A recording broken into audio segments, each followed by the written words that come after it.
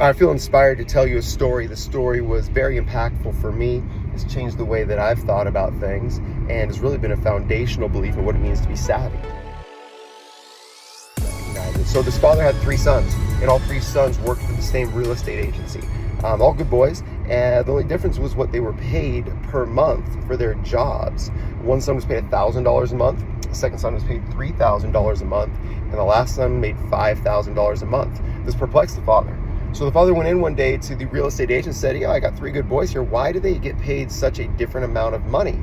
And the real estate agent said, "I could tell you, but it'd be better if I showed you."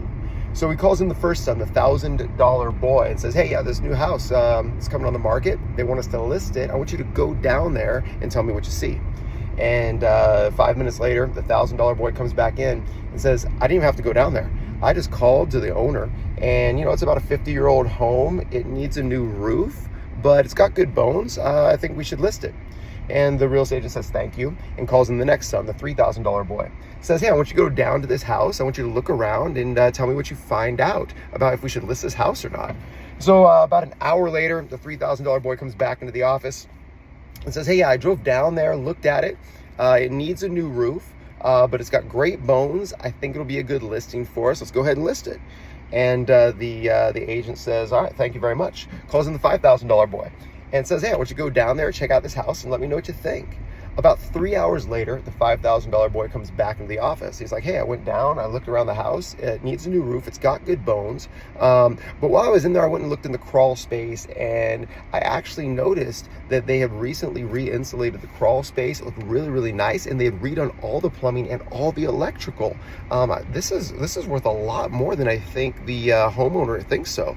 And so as I was leaving, I called my friend who I know is actually looking for a home like this. He flips homes, and I told him it was a great deal, and actually negotiated an off-market deal with him, and he's willing to take it off our hands for about $50,000 more than we could buy it from the homeowner right now.